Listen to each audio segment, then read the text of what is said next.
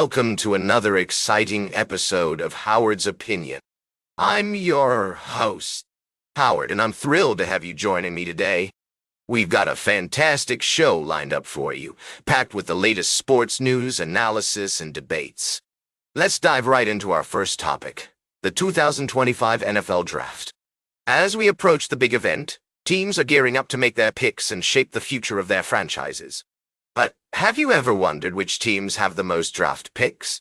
Well, wonder no more. The Baltimore Ravens and San Francisco 49ers are tied for the top spot with 11 selections each.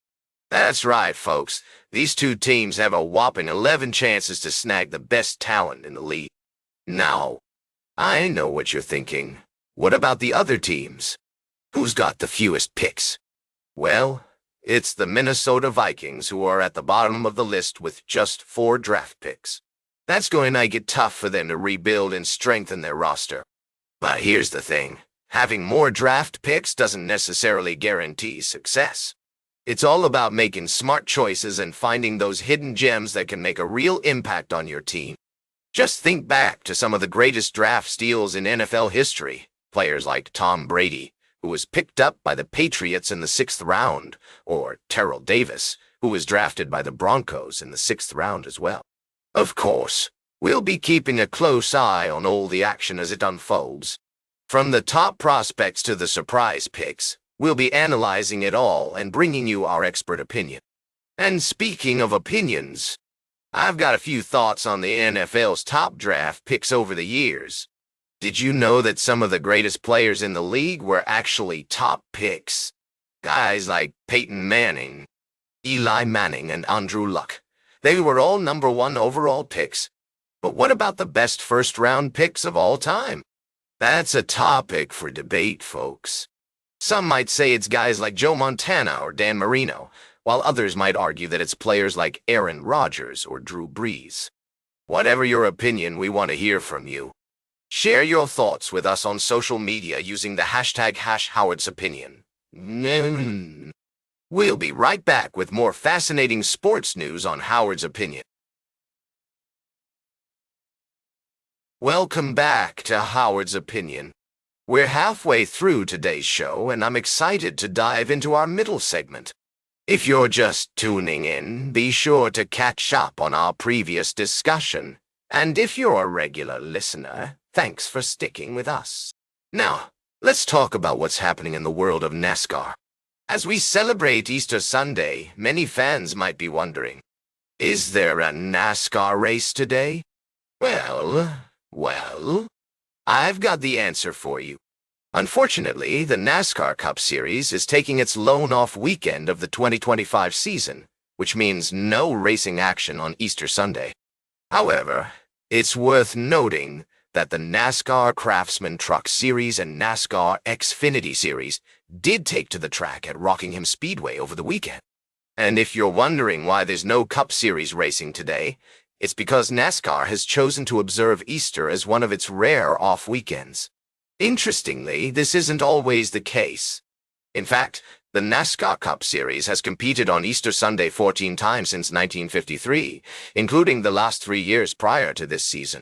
So, while there might not be any racing action today, fans can look forward to the next event, which is scheduled for April 27 at Talladega Superspeedway.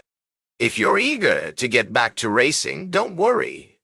The NASCAR Cup Series will resume its regular schedule after Easter, with races every weekend through the end of the season. And if you're curious about the current standings, I can tell you that William Byron is leading the pack, followed closely by Denny Hamlin and Christopher Bell. So there you have it, a quick update on the world of NASCAR. While there might not be any racing action today, we're looking forward to getting back on track soon.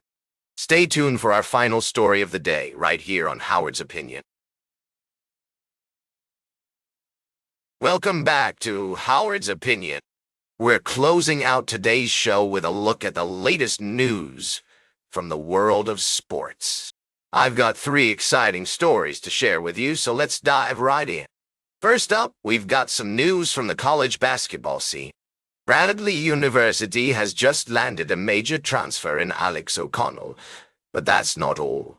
They're also gaining another talented player in Nate Ferguson.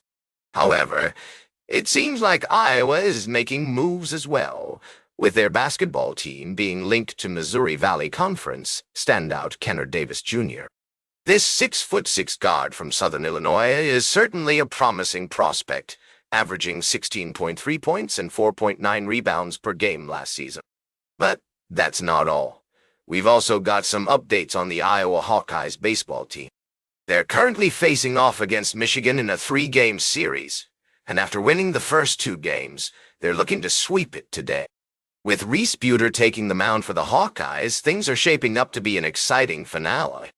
And finally, let's talk about some recruiting news. Bradley isn't the only team making moves. Iowa is also in contact with Kenner Davis Jr., and it seems like they're serious about bringing him on board.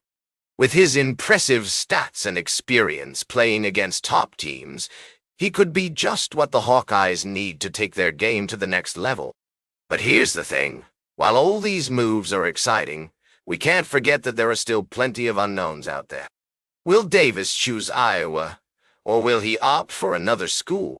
Can the Hawkeyes baseball team keep up their winning streak? These are just a few questions on my mind as I wrap up today's show. That's all for today's Howard's Opinion. Remember to like, share, and subscribe. And until next time, these are some of my humble thoughts.